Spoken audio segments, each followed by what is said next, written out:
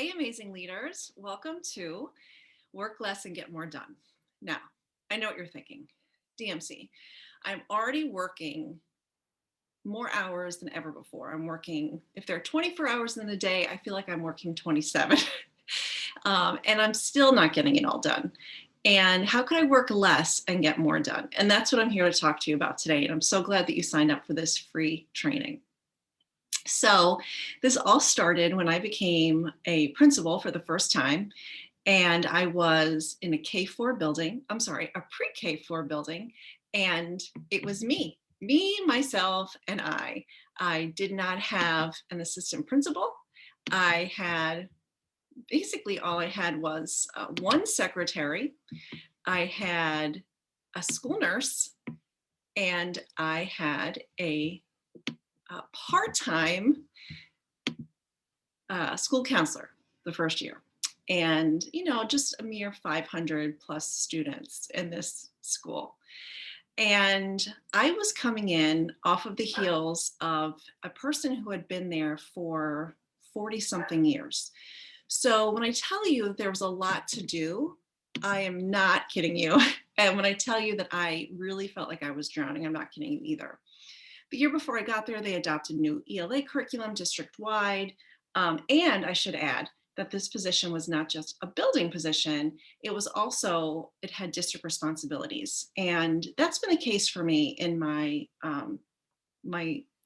walk in leadership. I've always been in smaller districts when I was an administrator, where building principals or assistant principals were given a lot more responsibility. At the time, it feels like you're all over the place, but in the long run, I became much more well-rounded, which enabled me to be able to found and run the charter school that I created in 2013. So some school districts, they pigeonhole, assistant principals only do discipline, but I was fortunate to have a lot of different responsibilities in one way. And in another way, it felt like my plate just kept getting more full and more full and more full. And at one point, I just felt like this is not sustainable. So this was even before I was married and had children. I was single. I would pick one night a week to stay at the office till 8 or 9 o'clock at night and get everything done. I would get up super early and go to the gym and then be at my desk. School started at 9. I'd be at my desk at 7:30, getting things done. It was like a rat race. It literally was like running on a hamster wheel. And I said, this is not sustainable. I can't live like this. It was impacting me in so many ways. I wasn't eating right. I wasn't exercising. My sleep was all screwed up. There were days that I would be up till midnight working on something, and there'd be another day I'd come home from school and I'd go to bed at 6 at night because I was just so exhausted. So I said, you know what, there really has to be another way. And that's when I started thinking I need to work less, but get more done. And it was really quite simple for me. It's not a simple process, it takes some time. And I think I really mastered it when I became the charter school CEO, because I had no choice. At that point, I was married. I had 2 small children. My daughter was in kindergarten, in kindergarten at my school. So she was with me all day. We started this, when I started the school, she was 4 years old. And my son was 10 months old. So, and I would come home and my husband would say to me, you are not being present for the family. Could you put your computer away? Because I'd come home after working all day and I was on the computer, on my lap on the computer. And he was like, you're really not being present. So I was like, okay, this is the man who has made all of my blessings come true, and I'm hearing him and I need to make some changes. So I would get home from school with Juliet, and then it would be Juliet and Theo and mommy and daddy, like for however many hours. And then the kids would go to bed and I would say, oh, okay. And I would get in bed, and guess what I would do? I'd have my computer in bed, and I'd be working in bed or on the couch. And my husband said, well, you've made a little bit of progress. You're more present for the children, but you're not present for me. And I realized, well, I don't want to have to choose between my family and my school or my job, because for me and my leadership, it has always been family first. So I figured out a couple of techniques that I want to share with you today to illustrate how it can be done. And I want to tell you that whatever you're feeling, the overwhelm that you're feeling, I too have been there. Although I just retired from my position as the CEO of Renaissance Academy Charter School of the Arts in Rochester, I did lead the school through led the organization through the COVID pandemic. So I was there the day schools shut down. I was there through August 31st this year. So I feel viscerally what you're feeling because I've been there, but I've also been that brand new assistant principal or that brand new principal who was like, holy cow, what am I supposed to do here? I have all of these things and all these competing priorities, and I just don't know how I'm going to get it all done. And the truth is, first of all, you can't get it all done. That's number one. My first tip for you is prioritize. What's your low hanging fruit? My decision making was always students first. Whatever needed to happen for students would happen first.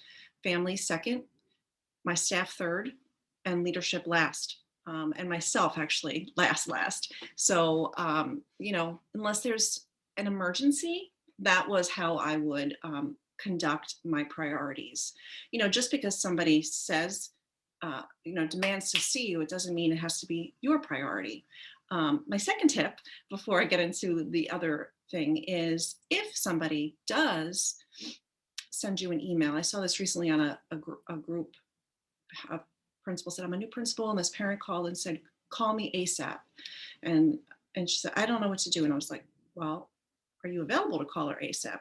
And she wasn't. So what I explained that I do is when I saw messages like that, I would say to my secretary, whether it was Rita or Dottie when I was an assistant principal, or Lorraine when I was a principal, or Michelle, Nancy, or Keto when I was a superintendent, and I would say, could you please do me a favor? Can you please call Mrs. Mills and let her know I saw her message, but I'm in meetings all day. If you could please just give me a heads up of what it's about in case I have to do some legwork, and make an appointment for me to call her when my schedule clears.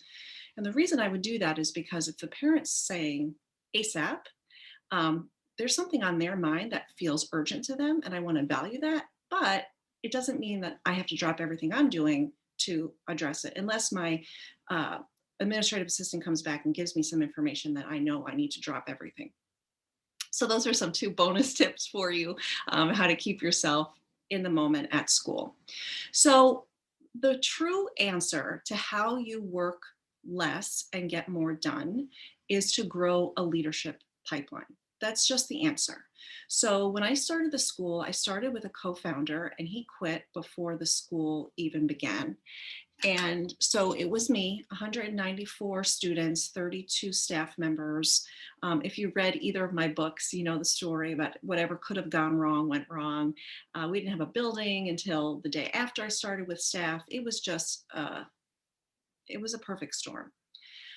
But because he left and he was going to handle operations, here I was handling operations, handling instruction, handling HR, everything was me. And I said, okay, this I have to stop playing whack-a-mole. I have to stop putting out these fires and figure out how to prevent the fires. And I did that through growing my leadership pipeline.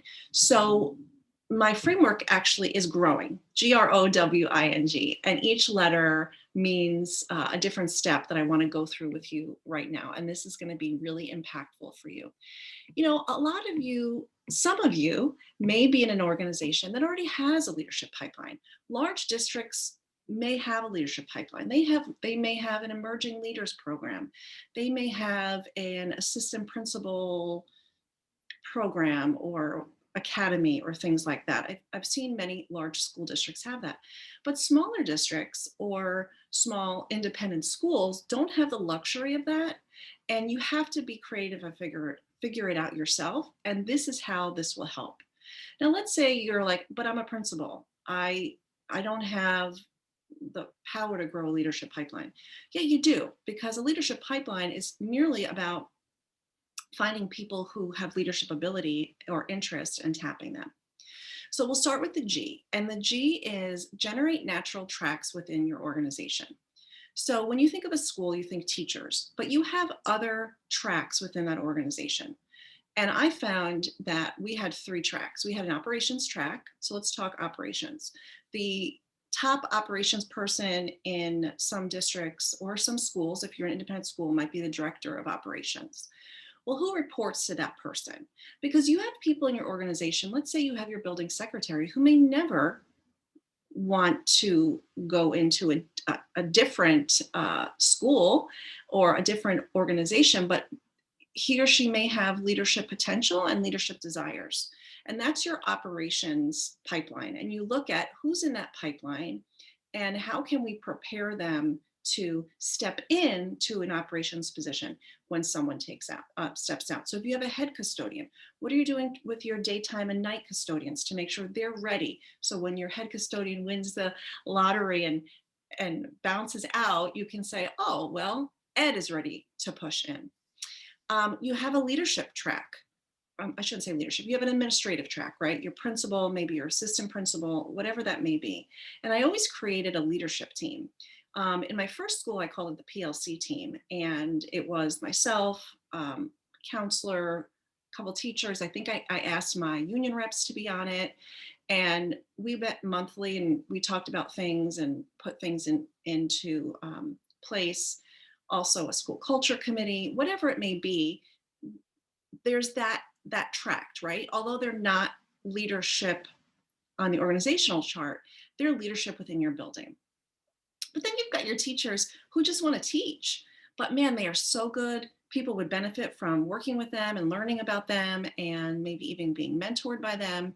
So then you've got your teacher tracks. So it's looking at your 3 tracks. Now in your school, you might even have a 4th track. You might have a track within a track, right? You might have departments. You might have a career and a technical education program on the side. So every school is going to be different. Every organization is going to be different. So you find those natural tracks within your organization. The next thing you do is you say, who in my organization is an emerging leader? And that's the R. Recognize and identify emerging leaders. So I'll tell you a story about, I'll tell a couple stories. One, well, I'll tell one right now. When I was when I was a principal, we hired a woman by the name of Deanna. She and I are still friends, although we haven't worked together in, gosh, a long time. And she was in the second year, I was able to have a full-time guidance counselor, and she became my full-time guidance counselor. And of course, as the guidance counselor, she has a very important role in the school. And there were a lot of things I wanted to do around cultural competence and social emotional learning and all of those type of things. So I would meet with her and I would say, hey, what ideas do you have? And she came up with this idea of a multicultural day. It was a lot of fun, actually. And every classroom, we had parent and community volunteers. Each classroom was designed for a certain culture, and the person taught about the culture, and the kids had passports and they went from room to room, and it was really amazing. We were in news coverage, and it was really her idea that she ran with. And this person, Deanna, became a de facto leader in that organization. And that's the other thing. You have de facto leaders. You have the teachers that people are going to. You have the people who are coming to you and saying, hey, Donna Marie, let's talk about this initiative of yours. The teachers are kind of overwhelmed. Could we talk about it? Could we slow it down a little bit? So you kind of already know who these people are, and you want to recognize them and identify them. So you're going to bring them in. And you're going to say to somebody like, I'll use the name Chris. Chris, I noticed during the comment planning time that you always kind of take the lead on developing essential questions. I think that's so amazing. Have you ever considered being a team lead? I'm thinking of creating these team lead positions, and I think you'd be great for it. And then she would say, well, I don't know. I don't know if I have the time. And you talk about how Chris can do this position within the confines of the day and how it would really benefit the organization and benefit her. And find a way to help Chris decide, yeah, you know what, I do want to do that. So the O in the growing method is to outline your desires for your emerging leaders and determine if they're interested in those opportunities. So in that conversation with Chris, you're really doing that. You're saying, well, have you ever thought about it? Well, no, I'm not a leader. Tell me more about that. What do you mean you're not a leader? Well, I don't have a degree in leadership. I don't want to be a principal. I don't want to be an assistant principal. And, so you're going to respond to those things. There might even be imposter syndrome. Oh, I don't think I have the skill set. And you talk them through that. Well, Chris, if you didn't have the skill set, we wouldn't be having this conversation. I just really think you're an amazing asset to this organization, and you could help us in so many ways. You're so knowledgeable, whatever it may be. Once you do that, you go to W, which is write an individual action plan for each emerging leader. And you're going to do that together. You're going to say to Chris, and you don't have to call it an action plan, right? I went to a training with Rick DeFore, who was one of my gurus when I started as an assistant principal and principal. I just loved his work. I even before that, because when I got my doctorate, I wrote about PLCs and learning communities and all of that, and a lot of Rick's work.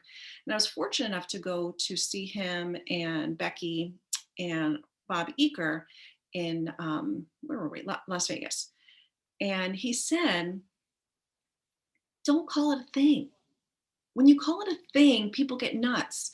Just go back to your school and start doing some of these practices. You don't have to go back and say, oh, we are now a professional learning community. Now we are going to do X, Y, and Z. You just start doing it. So when I say action plan, you don't say to her, oh, we're going to create this action plan for you, and here are the things you need to do. No, you're going to say to her, what type of leadership things are you interested in? Well, I really do like the idea of curriculum and whatever. And so you say, great, I'm the chair of the district ELA curriculum, and I would love it if you would co-chair that with me and present at the next meeting. Really? Yeah, really. And then you're going to help her work through her feelings of that she can't do it. The next one is you're going to invest in this person's professional learning. So you're going to figure out what this person needs. Maybe they need a little bit of training on how to have difficult conversations. Maybe they need to have a training on how to look at data. Whatever the trainings may be, you're going to identify them for this leader and get the training for her. Now, it could be you, right? It could be putting her with you to look at data. It could be maybe there's a district data coordinator that runs all the reports and can sit down with her and show her how to look at trend reports or whatever it may be. Or you could look outside of your organization. There are a lot of organizations, obviously, that do this kind of work. In my book, which is right behind me, So You Want to Be a Superintendent, I outline my leadership drivers. And I find that concentrating on those 7 things, those 7 aspects of leadership that I call drivers, has really helped all the people that I've worked with really level up their leadership and become even more effective. So that's an option, finding an outside vendor to invest in professional learning for your leaders. The next is you're going to notify that person. You're going to say, hey, I found this really great leadership capacity for you. So she might have identified, starting co-chairing with you, the ELA committee. You might be seeing that she's really loving it. She's doing really well with it. You might say, hey, you know what just came across my desk that I think you would be amazing for? The Board of Trustees or Board of Education is looking for teachers to do a presentation to them on multicultural literacy. And I know that you do a lot of that. You've worked with a team on getting guided reading books that are more culturally responsive. Would you be interested in doing that? And when you start recognizing and noticing leadership in your people and giving them opportunities to lead or to start leading and having those experiences, what you're going to see is this cocoon of a teacher turning into this butterfly, this leader in your organization that can help you move the goals of the organization forward. The next one is G, which is give continued support and continued coaching and encouraging their growth. So again, that could be coaching from you. That could be coaching from someone else. That could be getting a small group of people together and doing a book study. It could be asking them to identify what they need for continued growth. When I was the superintendent of my charter school, one of the things that I did was each of my leaders had an executive coach. One didn't have an executive coach because she said she preferred to use me as her executive coach. And we had such a close and wonderful relationship that she didn't feel afraid to tell me things. Not everybody is willing to tell their supervisor, I say, show them your warts. Not everybody is. But she was with me, not that she had many warts because she really is wonderful, but she was with me, and I became her executive coach. And I had a coach for the team. I hired a professor from one of the local colleges, a professor of business, and he served as a leadership team coach for many years. He and I would co-plan our summer leadership retreat. He would present, I would present, and then he would support leaders, individual leaders in my organization who might have been newbies or I felt could use some assistance. So you want to give continued support with continued coaching and encouraging the growth of these emerging leaders. And the last thing is strategic planning to continue to grow the leadership pipeline. So in the example of Deanna, here I was, I had myself, and then I had Deanna, and I was like, well, who else can I get in my leadership pipeline? Okay, the school nurse was always someone that the previous principal counted on. So let me think about that. My PLC committee, let me see if there are people in my PLC committee who I can speak with. Some people in smaller schools would do something called principals council, where there are a few teachers who come each month or however often you meet, you talk about these things and you get the teacher perspective.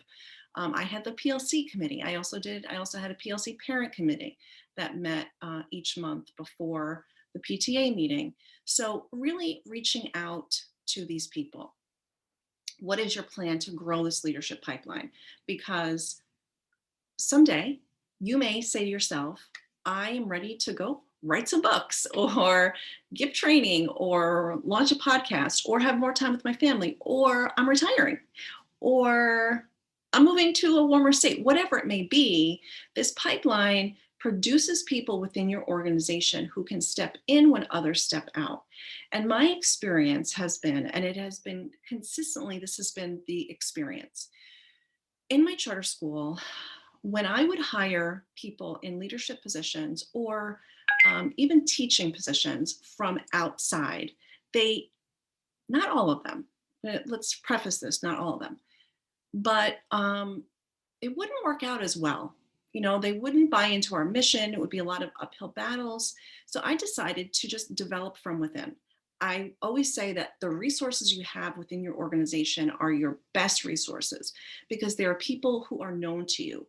You know what they're good at. You know what they need development in, and they love the mission of your school. They're mission driven. They've proven to you that they, love the school and do whatever it takes for the students and the teachers and the families and whatnot. So I always encourage looking from within your organization. Who's here right now? Because there are people who want to help. There are people who have leadership abilities and capacities that are not being tapped. And the reason why I say work less, get more done is because you can have these leaders take on some of the responsibilities that don't need to be yours anymore. There are a lot of things on the table of leaders that come to you and everyone just assumes you're going to do it. When I would have meetings with my committees and someone would say, well, that's a great idea, and we would write it down, the next month they'd say, how come that idea didn't happen? And I'd say, well, who said they were going to do it? Well, you did. No, I didn't. I never said I was going to do it just because we wrote it down. So I said from then on, great idea. Who's responsible? Because otherwise they're going to assume that you are responsible for it. So this whole strategic way to continue to grow your leadership pipeline, to give tasks to other people that they willingly want. I'm not saying like just dump stuff on people. No, but you have people, trust me, in your organization who want to do more. I was one of them. When I was trying to become an assistant principal in my district, I applied a number of times and I was passed over. And I have my thoughts as to why that happened, but all roads led me to where I am now. So there's no regret. But I did ask the superintendent, give me more responsibilities. So he had a grant. He needed somebody to run workshops for elementary teachers on how to use globes. So I created this called Many Use of Globes workshop, and it was great. And I was on committees and all those things. And what that did, although in that district I wasn't hired, it helped build my curriculum vitae to show others that I can do things. But more important than my curriculum vitae, or resume, as some people call it, but in education, you really should have a CV. it built my skills, right? Working with all of these different people. So there are people in your organization who want to step in, want to help. They believe in what you're trying to do, they believe in what the district's trying to do. And those are your untapped resources. That's your coal that is going to be molded to become diamonds, right? Coal and diamonds, I think so. Um, so it's about that. Now, what I hear a lot of people say when I have this conversation is, I just don't have the time. And what I'm going to tell you is what I tell teachers when I tell them to focus on classroom management. They'll say to me, I don't have time to focus and continue to reteach rituals and routines. And I say, time spent is time saved. So let's say you do spend, over the course of whatever, a few hours with this person. You have now developed somebody who can potentially take on responsibilities that they're better suited for than you anyway, right? And take that off of your plate. Because what happens is, we as leaders, because we're leaders, people give us more and more and more. And there might be things that we're not as good at. As an example, I hired the first year my literacy specialist, who said to me, okay, well, now that I'm on board, I would like to do all of the literacy PDs for the school. And I was like, because I had no operations person. We just opened this school. I hadn't even started planning any of the literacy workshops, which I was going to do. Like, onboarding was 10 days of the Donna Marie show, you know, at first, until I started saying, this can't be, okay, who's going to do this? Who's going to do that? Like, it just can't be one person. So find those people. And the reason I say this about my literacy specialist, Caitlin, who's amazing and wonderful and is still in the building as the principal, she was better at things than I am.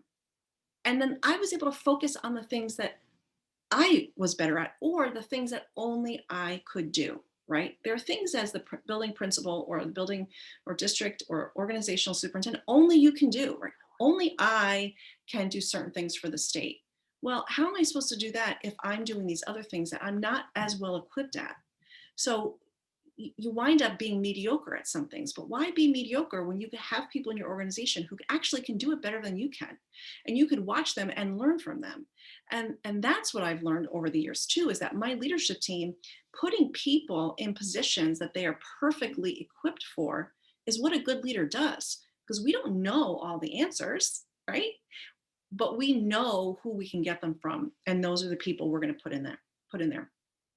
The second question, a second obstacle people say is, well, I don't have the time. Well, I already addressed that. Time spent is time saved. And then people will say, well, I don't have the money. Well, you do have the money somewhere.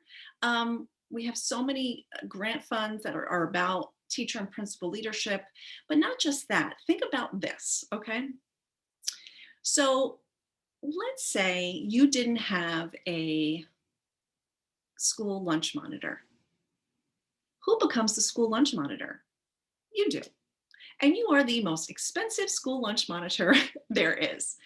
Fiscally, that doesn't make any sense. So you find the money in your budget and you say, I need to find a lunch monitor. Just like you would say now, I need to find professional learning for my staff. Because quite frankly, if you don't develop this pipeline, you are going to burn out. And the statistics on leadership burnout and teacher burnout are not good. They weren't good before COVID. And since COVID, they are even worse. So building your leadership pipeline will help you stop burning out. Stop feeling like, I just can't do this another day. You know, when I was overwhelmed at some points before I figured this out, I would go to work and I would just be like, oh, I could not get out of bed. And it was just awful, right? I mean, you know, all the feelings you get. And then you're not present for the people who are important to you and who love you. And there is a solution. And the solution is to grow your leadership pipeline. So my parting words for you is, you deserve to be able to do the job you were hired for. You deserve to be able to devote time to the things that people say are your sweet spot or your skill set. And you deserve to have people within your organization who support you and support the work you're doing for the children.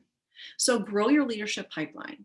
I've helped many schools do this. I've helped many schools grow their pipeline and grow their professionals within their organization. And I'd be happy to get on a call with you as well to talk about how I can help you do that. So if you're interested in chatting with me, it's just a conversation about what's working currently in your leadership pipeline and how I might be able to help. You can either email me or ping me in LinkedIn or Facebook or wherever we've met, or click right on my calendar link, which I will include in whatever message you get from me.